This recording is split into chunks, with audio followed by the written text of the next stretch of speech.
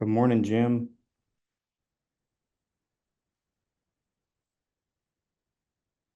Probably muted.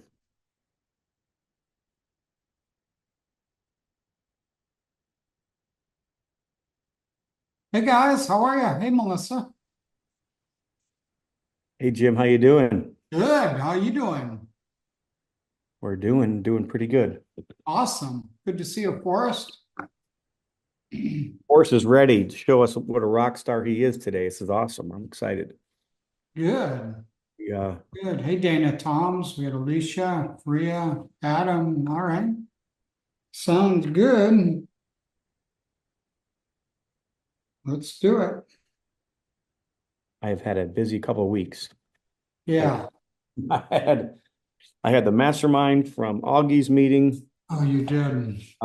It would turn out really good. There were such good people at that meeting, so that turned out really, really good.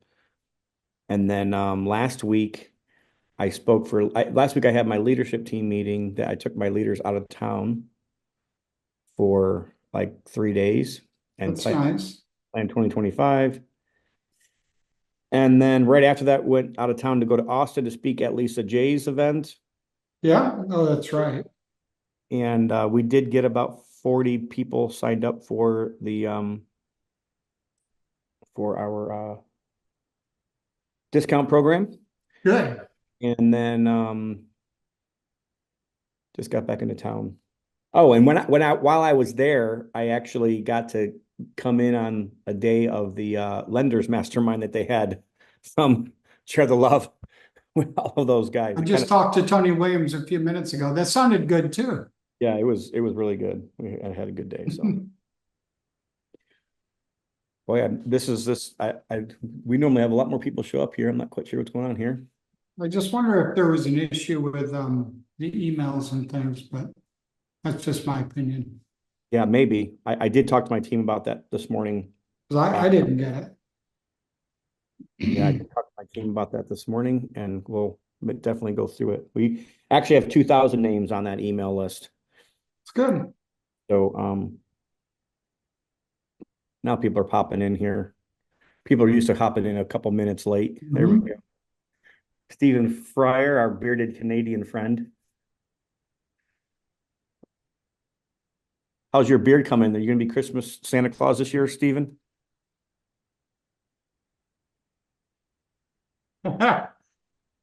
Hmm.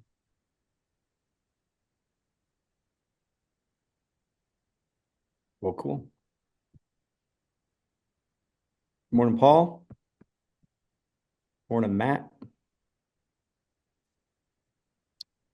Morning, Dana. So how have you been, Jim?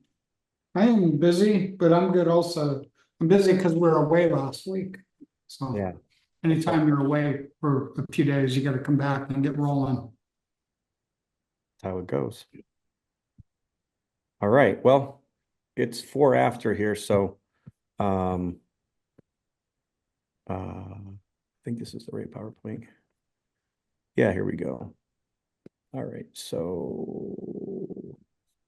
all right, everybody, welcome to Dealmaker. Is this the right one? Yeah, I think it is. Okay.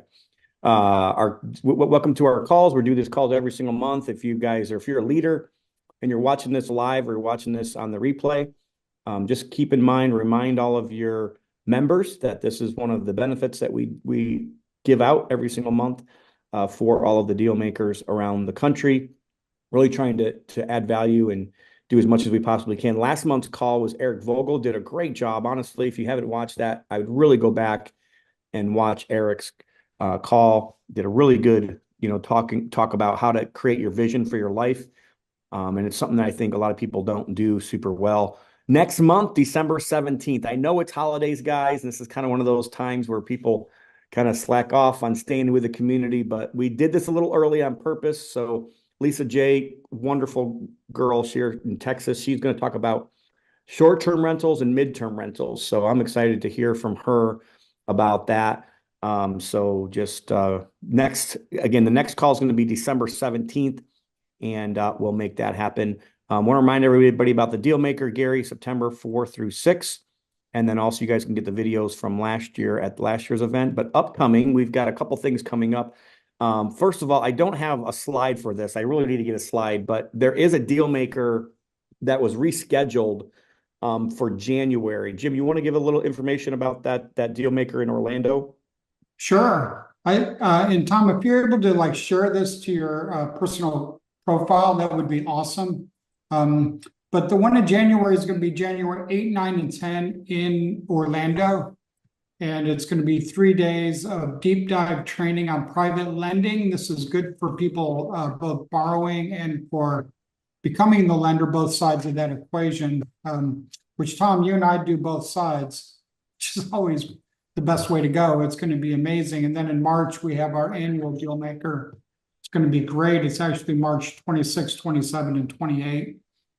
And that one's starting to fill up already as well. So it's going to be great. Maybe, Tom, you could drop your links right in there, or I'll put them in if you don't have yours. Yeah, I think my team can do that. So I think Freya or Amelia, if you guys want to drop the links for those events in there, that would be awesome. So this definitely, you don't want to miss March. I promise you. It's 26, 27, 28. It's going to be amazing. The venue is so big and so much better, Tom. And there's a lot more space, which means we get a lot more people in. It's growing and it's going to be great. I'm actually so excited about this event, probably way more excited than any other event I've ever been a part of. So you guys, I promise you, you're going to want to be there. If you've never been to an event, this is the one to go to. But if you're a lender of any kind, if you're going to be a borrower or a lender, you definitely want to get in the January event as well. I think this only has a couple more rooms left available, guys. I've talked to Tom and those guys with this. Jim's supposed to be on this event. Are you still? I'm going to be there as well. And I was talking with Tony Williams a little while ago. He's coming. I mean, Mike Hicks is coming. It's going to be a great cruise. It's going to be fun to go to Aruba with you, Tom.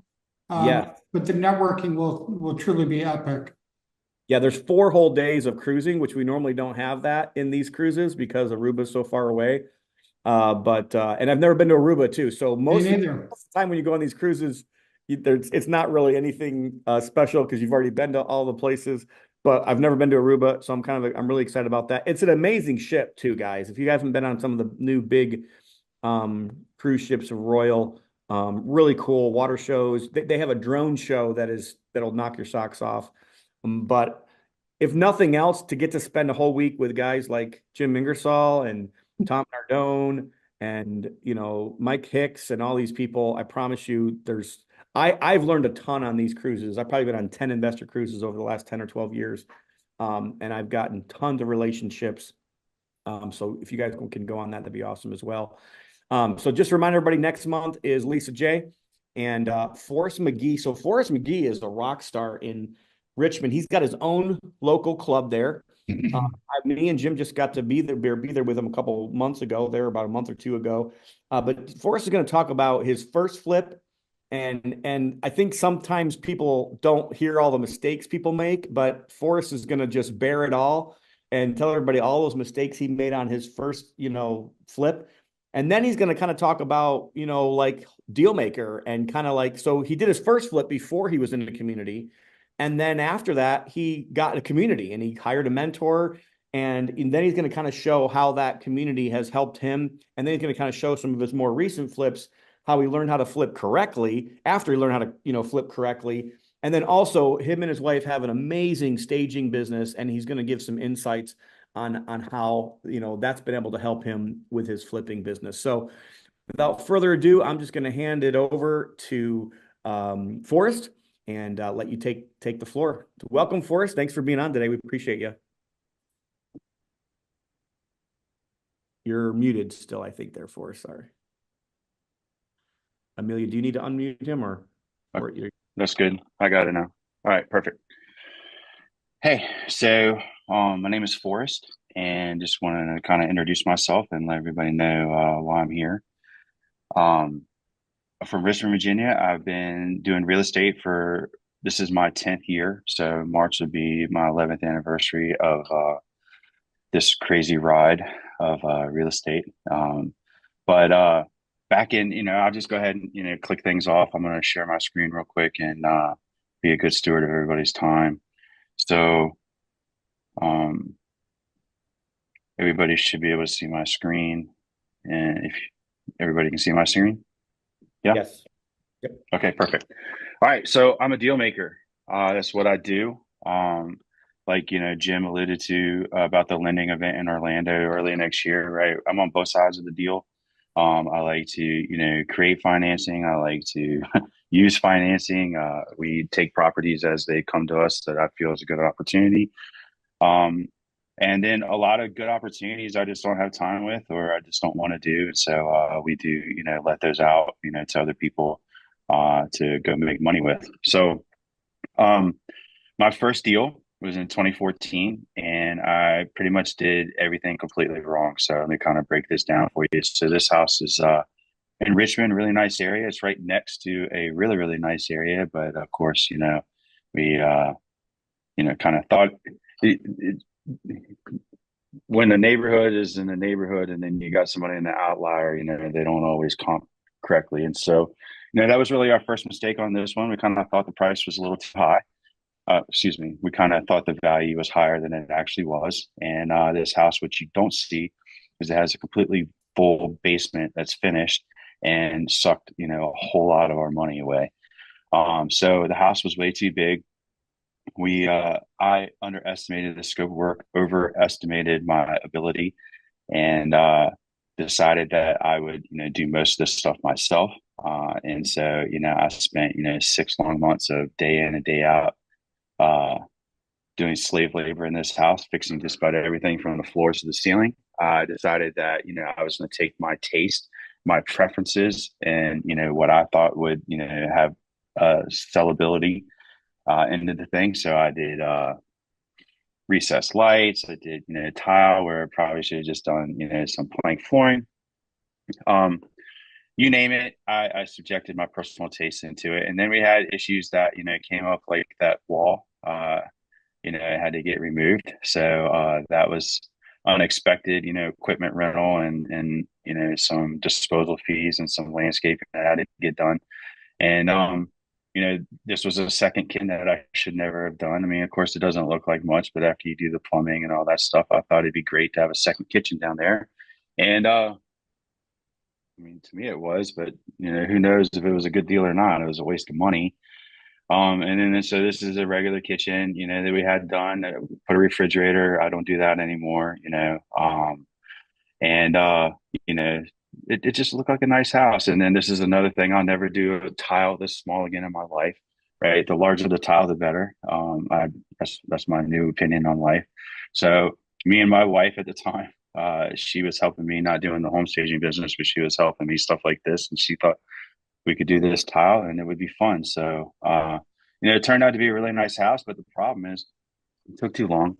And I had a partner in the deal that, was the lender. And what ended up happening is we were supposed to take this thing to market during the summertime.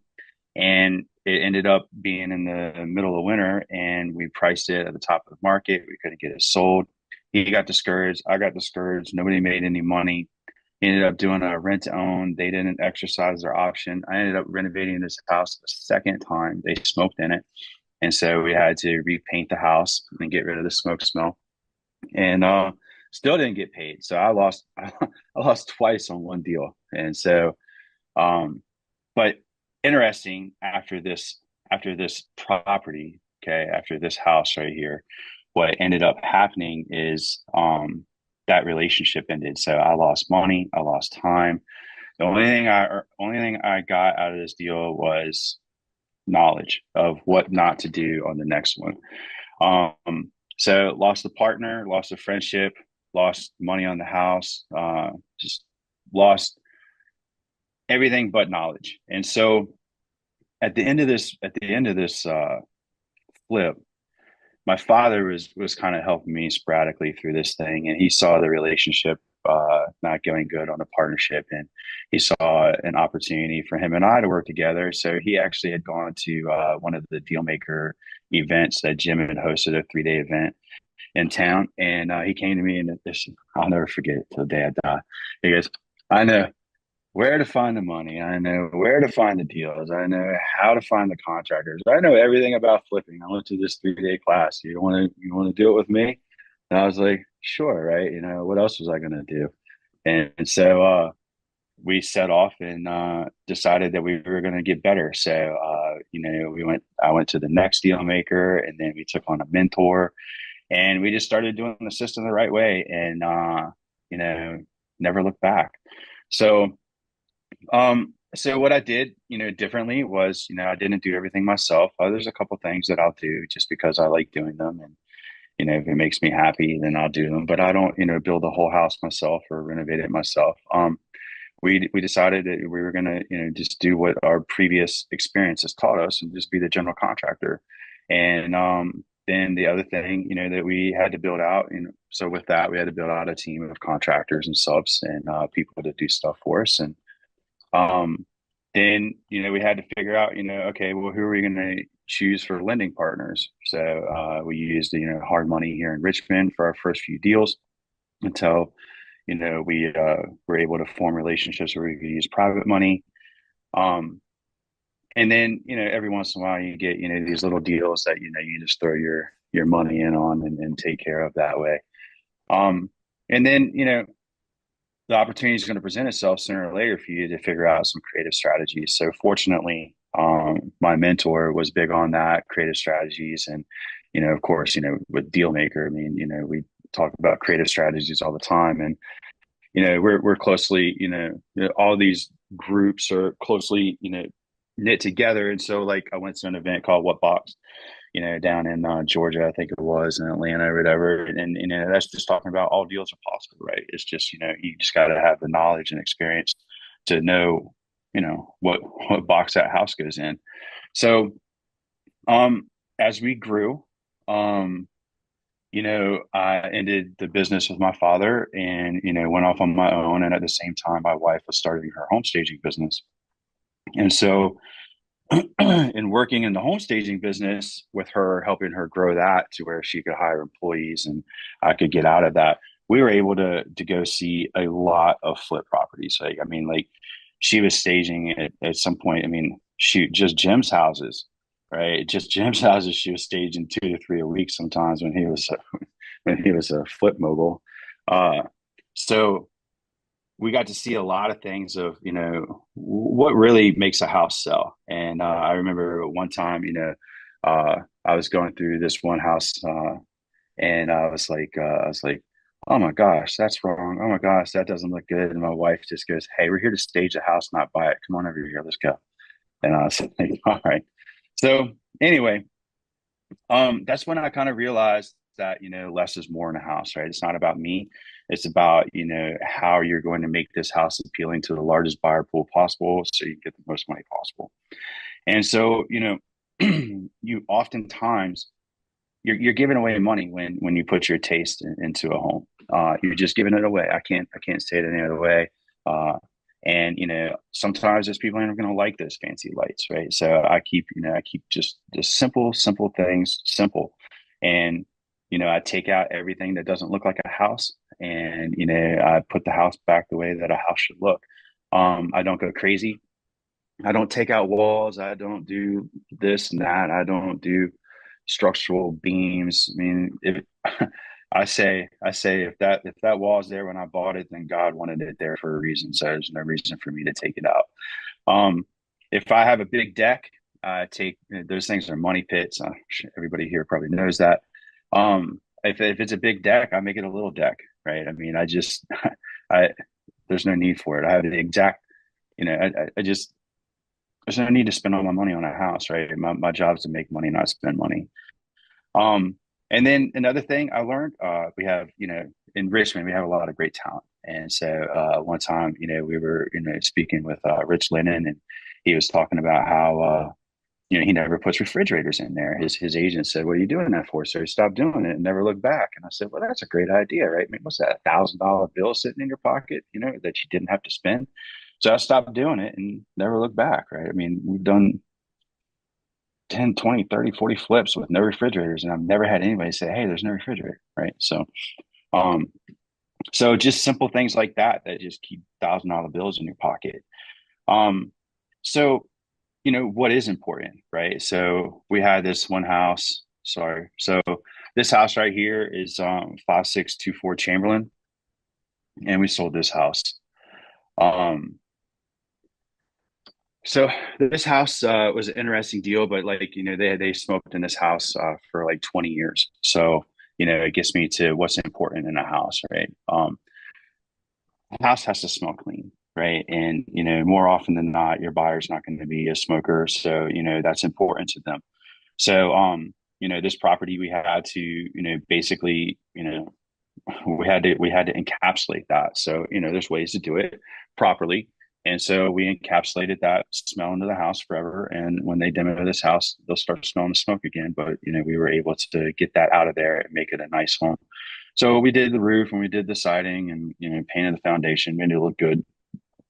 And then, this is the kitchen. So we went to top of the market on this deal, and we had the funding. And so let me back up on this one. So I forgot the best part. I couldn't wholesale this deal. Okay. I tried to wholesale this thing for $10,000, and I could not get anybody to buy this property. And it was in the right neighborhood. It was in the right time of the market. And I just knew it was a deal. And I was like 10 days away from, losing this contract. And I was like, man, I just know this is a deal. And, sometimes you just know it. And so I had the ability to flip. So I said, okay, I'm just going to flip this thing. I'm just going to take it myself. I called a hard money lender in Richmond who, if it's a deal, he'll say yes. And he said yes. We had this thing closed, and we had it funded and closed in the 10 days that I needed to get it done. And I just flipped this bitch, man, and I did a really good job. And so, we did, the floors, and we did the cabinets, and we did, this and that, and make it look beautiful. And we just neutralized everything, but gave some bragging rights. I say one of the necessities in a home is bragging rights for the women. They have to, be like, hey, come here and look at my kitchen, or hey, come here and look at this flooring, or hey, come here and look at this feature.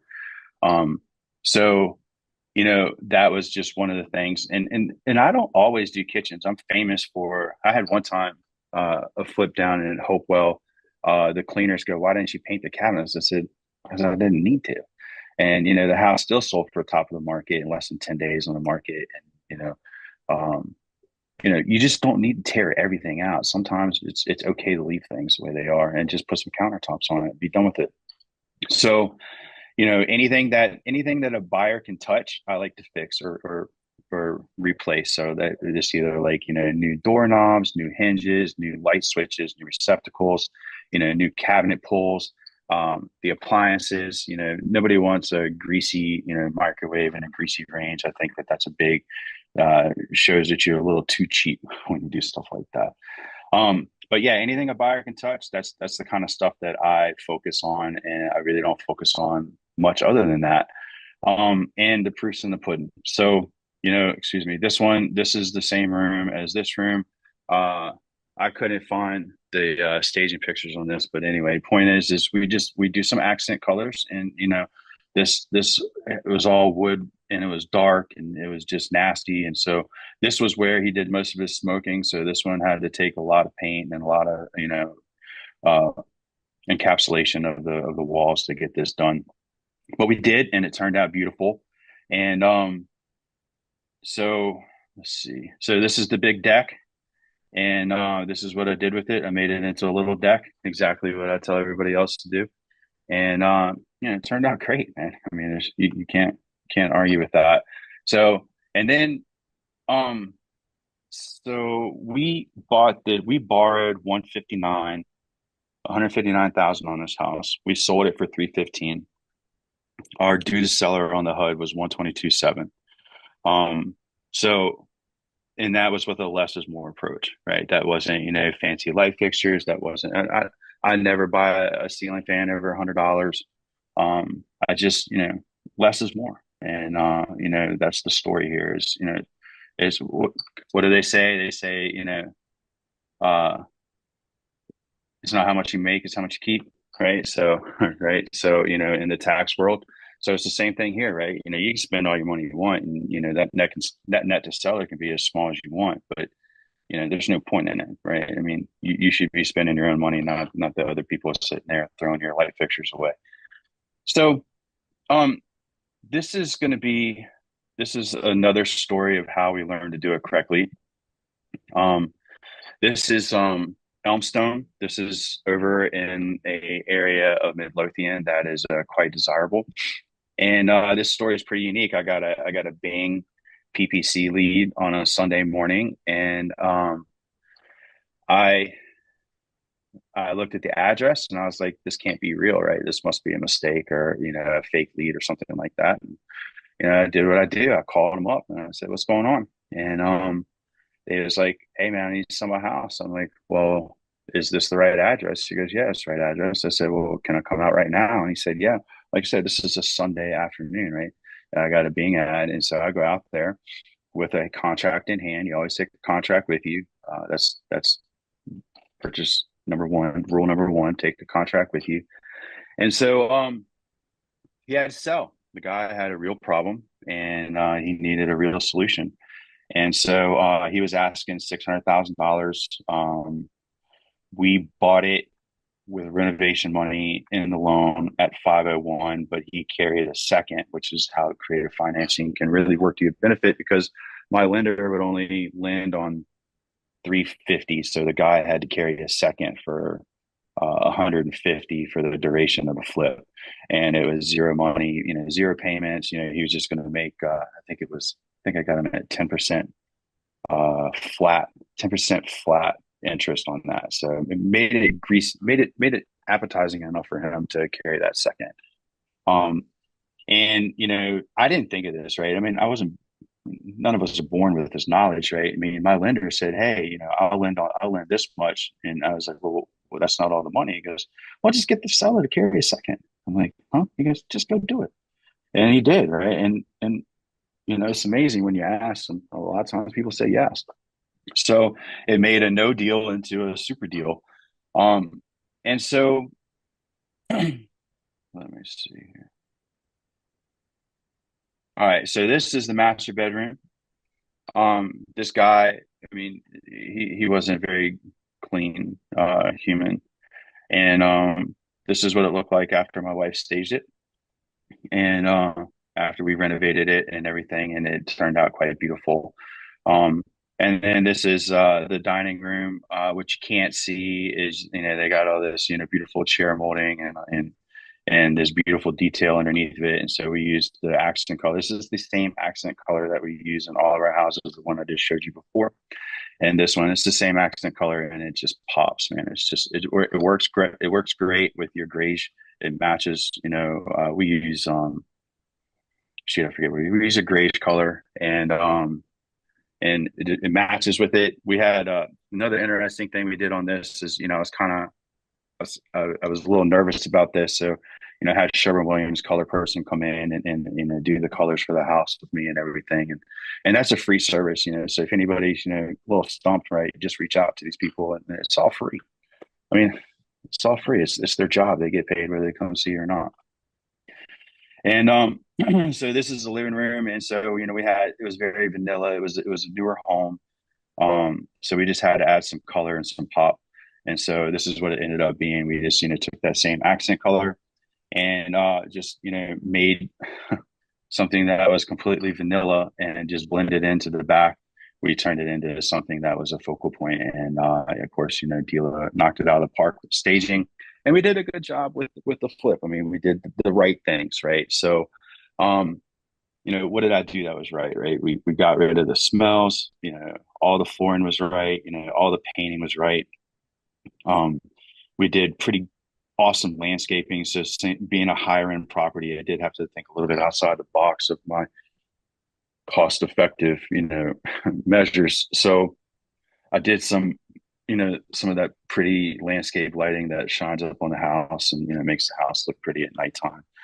And, we did these high end appliances that, had Wi-Fi and stuff like that. So these people, could feel all cool with their new appliances that they can talk to on their phone. And, but this thing had a clean out. So we had 4 30-yard containers on this property of stuff that we had to get out of this thing. 4 30-yard. It was just stuff that they just left behind. And so we bought this thing at 501. Like I said, we sold it at 689.5, and we netted 115.9. So that was a good deal. And, at the time, that was the largest one. But if we back up to Chamberlain was more money and less risk. And that's kind of like, that kind of shaped my focus moving forward. It's kind of like, you can have as much risk exposure as you want, but the whole point here is to make as much money for the smallest amount of risk as possible. So I just kind of, reshape myself. It's cool. This is bragging rights. And, it is an awesome house. And you can drive by it and you can say, I flipped that house. But at the end of the day, it's really just about how much money you keep. And so, I came up with, just basically my top 3 lessons in flipping houses. And if you're okay, I'll just share them with you. Yeah.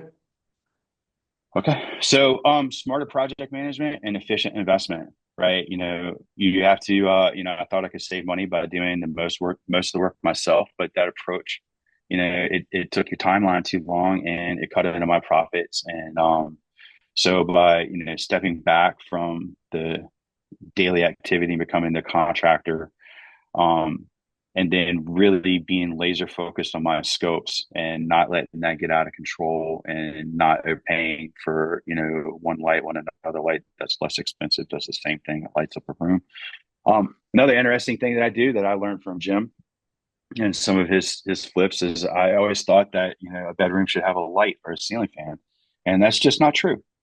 Right. If that bedroom doesn't have a light, I'm not putting it in there. Right. And, the staging company can bring a little table lamp and put it on there and that'll light up the room just fine. So, that saves, if you've got to hire an electrician, that saves hundreds of dollars. Right. You do that 3 bedrooms, that turns into thousands of dollars. So, less is more, and you have to understand that it's okay. Right. It's okay to not do certain things. So, lesson number 2 is a balanced renovation approach. I realized that, over flipping properties is completely unnecessary. High-end features they do nothing but take your money. So, a place needs to be clean, it needs to smell good, and it has to have good floors, and it has to have some bragging rights for these people, whether it's, a cool vanity in the bathroom, whether it's, a nice kitchen feature, or whether it's something that these people can brag about, when they're having their housewarming party and go, hey, go look at the kitchen, or hey, go look at this bathroom. And then the third lesson here is, right, there's all kinds of ways to structure a deal. And so, creative financing and deal structuring is just as important as the flip. Right. Your percentage rates, your loans, I hear people that get, private money and hard money loans. I'm just like, my jaw drops at how much money they're paying. Right. It's like, why would you ever do that? Well, because they don't know. Right. They don't know that there's other people out there, in our community that are willing to give them fair rates and fair, cost of money to get their job done. So, understanding the art of the deal is it's really the first step. I mean, if you get a deal cheap enough, you can make some mistakes and overspend some things on some renovations. But if you get your deal too high, you have no room for mistakes. So you have to go in with the number one mindset that it's just about the numbers. And if the numbers don't work, the numbers don't work. And I had a mentor one time, and early in my career, he said, it's better to be out of a good deal wishing you were in than being in a bad deal wishing you were out. Right. And that really resonated with me. Right. Be selective. Right. I mean, it's okay to have your money sitting in your pocket and not spent. Right. Because opportunity always comes. And you're really going to hate life if you're in a bad deal and you want to get out. We had a lady the other day call us up on a house that she's trying to sell that is just a horrible deal. And she spent like 2 years flipping this house. And we were doing our due diligence on this thing. And it was a commercial property. She tried to get rezoned into a residential property in Richmond, and they wouldn't do it. So she flipped this thing as a house, and it's a commercial property. And so, she's about ready to, the lender's about ready to call the loan and, just foreclose on the deal because she can't get out because she didn't do her homework. She got into a bad deal. She thought she could, make something out of nothing, and she just spent all of her money and all of her time, and she's she's going to lose this deal, and she's going to probably never flip again because, this experience was so bad. And it's your resources, man. You got to leverage your team. You got to, reach out to, groups like these. I mean, there's a lot of great groups. I mean, Dealmaker is the best group around, for sure. But, we're not the only game in town. So, and we are all members of other groups too. So reach out to your network, use your resources, and, don't be shy about it, right? If you got a problem, speak up. And, just, don't be afraid, right? I mean, because I just, showed you that I did everything wrong on my first deal, everything wrong. And, part of my, business strategy now when we, sell properties to other investors is I want to make sure that, they're not going to repeat my mistakes, right? I mean, I would rather not do a deal with somebody that's new than do a deal that I know they're going to have a really hard time with. And, it's like, this is for an experienced investor. You need to find somebody to partner with, or you need to just wait for a better opportunity. Because I mean, I don't want people to make those mistakes, and because it hurts. It hurts your pride. It hurts your pocketbook. It's stress in your life. So, yeah, it's about the numbers. Choose your team wisely, and don't be afraid to ask for help.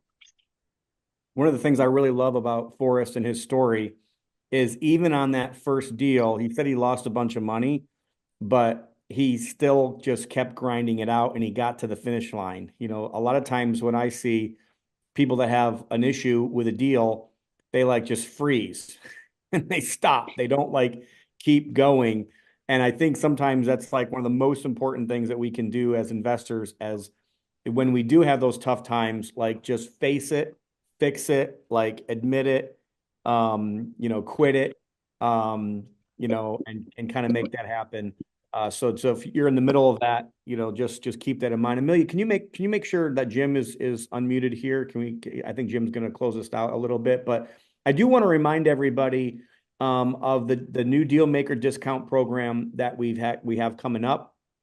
Or I shouldn't say we have coming up. We're actually we're actually live and ready to go right now with this Dealmaker discount. So if you guys are interested in that, for right now, we're just going to have you guys either fill out a form or give your information. If you're a Dealmaker leader, we want you to make sure that you're rolling this out to your groups as a big benefit of being a part of the Dealmaker community as well. But it's really going to help you save money. What we need is, I think, name, email, phone number, and business name that matches like your Lowe's Pros app.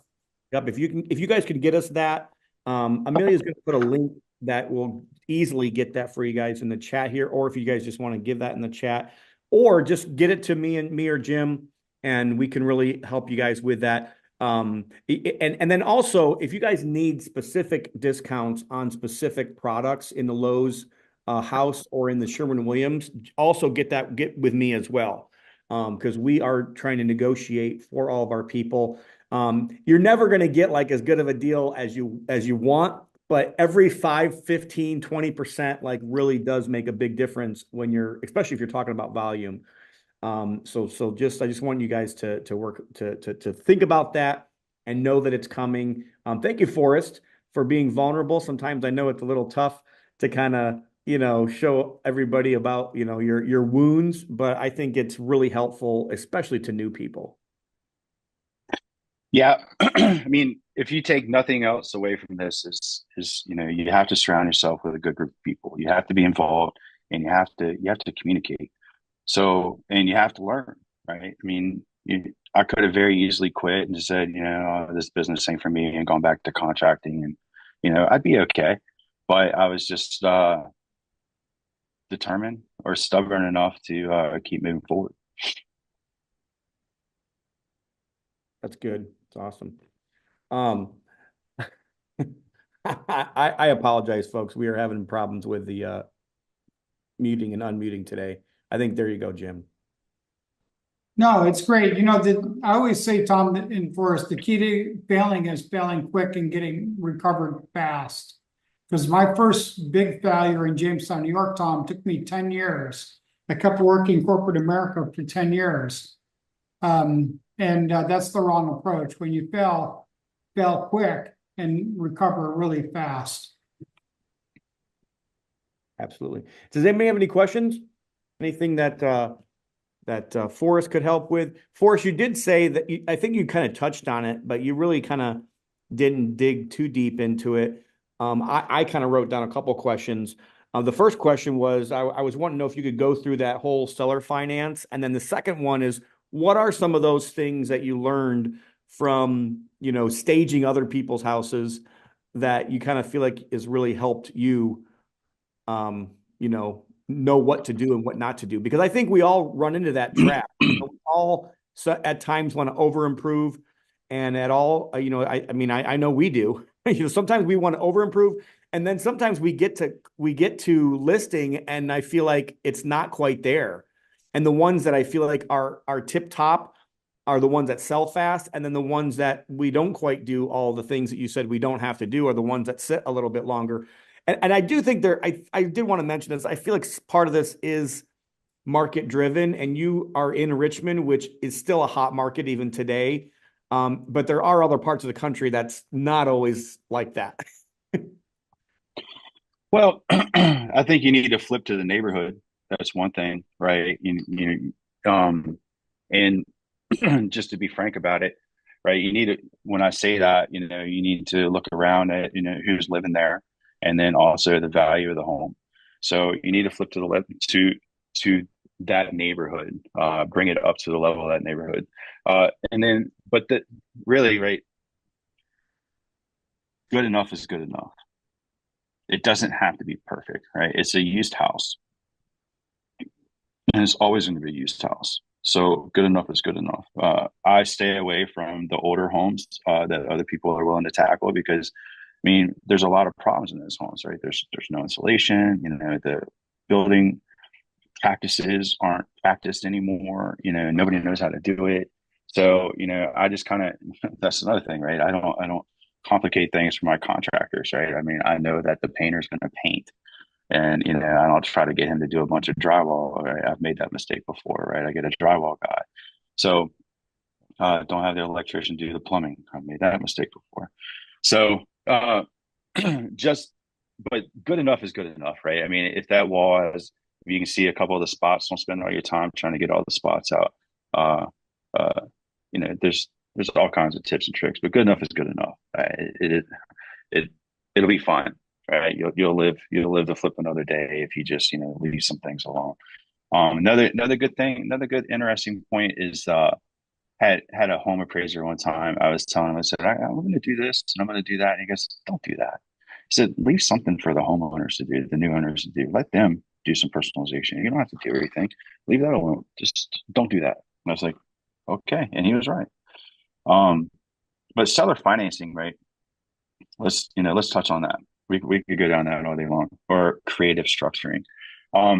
So I was just at an event in Texas a couple of weeks ago, and I was able to spend some time with Eddie Speed one-on-one, and he was talking about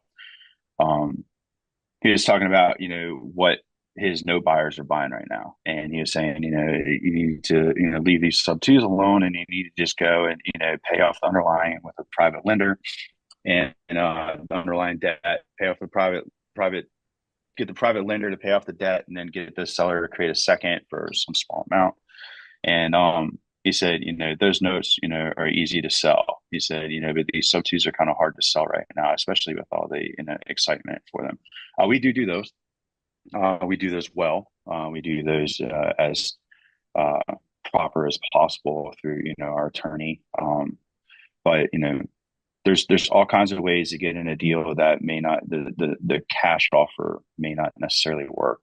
And we recently did a sub two deal this year that we ended up flipping. I was going to hold, but we ended up flipping it, and we flipped it in 3 months, and we almost I don't know, we bought it at 150, sold it at 280. So within 3 months, and we did less than $20,000 worth of work, and it was a sub two deal that we got in for no money down because I used a private lender for the second. That's another thing, right? Let's say you got a sub two with a $20,000 down payment. how many people have small dollar IRAs that come to these events and they go, I don't know where to put my money. I don't know what to do. I only got 20,000. I only got 30,000 in this IRA. So, you can put these small dollar ones to work all the time on seconds and they're happy. And, there's just all kinds of ways to it. We can talk about that all day. That's awesome. And again, where did you learn all this stuff at?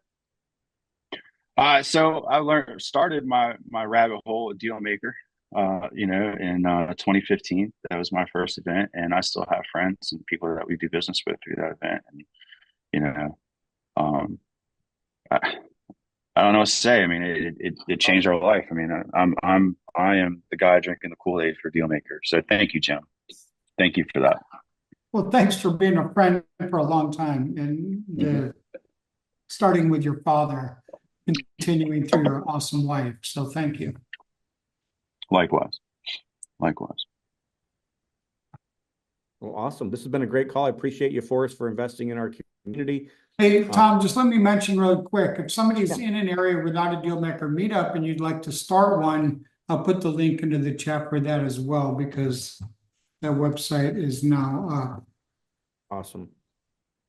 I know Rick and Terry were somewhat interested in Houston, and I know Brian Burnett was interested in Alabama. So we have probably 8 or 10 locations right now that I've been talking to. So awesome. So we'll see which ones start the first, but it includes, let's see, Philadelphia, Chattanooga, Idaho, Green Bay, and others, Houston and others. Atlanta. So these, I'm just talking about brand new ones. I know we already have like Eric's in Atlanta and others doing a really good job.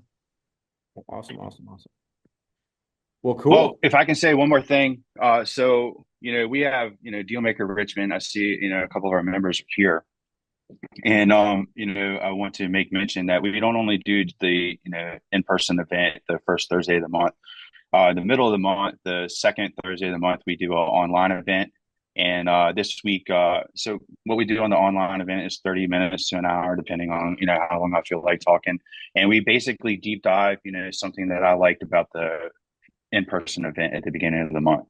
So this month, we're going to be talking about the Fatherhood Foundation. So one of our members, Mark Wilson, he spoke about, he's on the board of this Fatherhood Foundation, and what it is. They talk about, the growing need for, active fathers in young children's lives. And he said that in the Richmond area, 57% of all children born right now are to unwed family.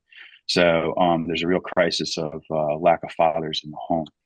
So he's going to talk on Thursday. He's going to talk about that, and they do a Father Christmas drive right now. And so we're going to unpack that and go a little deeper on that. So I hope I can see some people there. It'll be a Facebook Live event, and it's in our Dealmaker Richmond group. Awesome. I love it. And I just put in the chat. I mean, one of the things I love about Dealmaker is the values of generosity and the way that people give. So thanks for leading that for us. And I know Eric's done some similar things in Atlanta. I love it. Great. There was one question for you, Forrest. I don't think we got to. How do you find great contractors? It's so hard to find good talent. Absolutely. Sure is. Right. And I mean, I'll take that one. I think the best way to find it is referrals from other investors. Yeah. Good. Agree. The best thing I'll say is time, and you got to build your team. You got to build a culture, and that takes time. And you got to sometimes swap them out when you're beginning. So, like in Virginia, I've been doing this a really long time. It's very easy here, but when I started operating in Florida and I had to find brand new people, that's a lot more challenging. Right. And I just think you always have to be hiring and always have to be firing, basically. So never stop looking at contractors.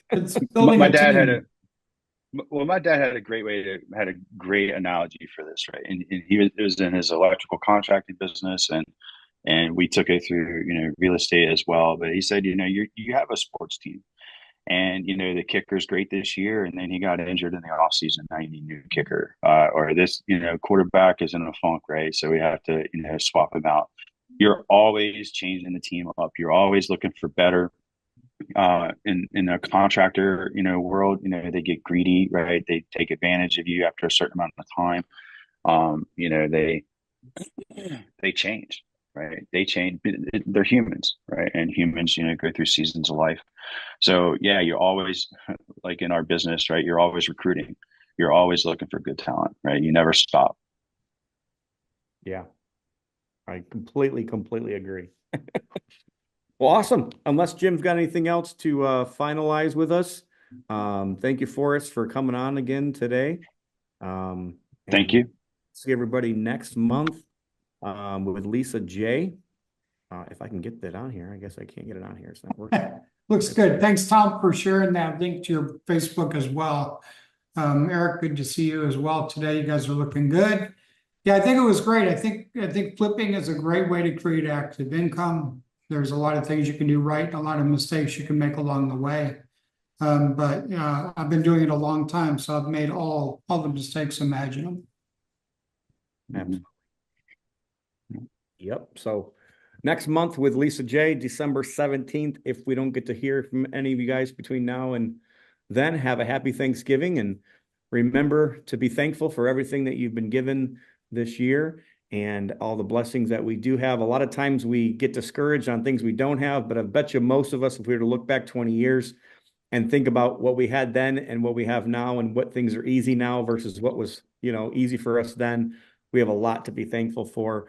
So just remember that as you go through your day to day and as you guys go through next week, especially. And remember to give thanks too. Don't just think about Thanksgiving about feeling thankful or being thankful or sitting in this essence of being thankful, but definitely tell somebody that you're thankful for them. Reach out to some friends, let people know what you're thankful for them, and also thank God above for everything that you've been given every single day. Well, that's it, right, Jim? That's it, guys. Go out and make some deals. Thanks for helping host this today, Tom. See you next month. See you guys Thanks, later. you guys. Have Thank a great you. week. Y'all take care.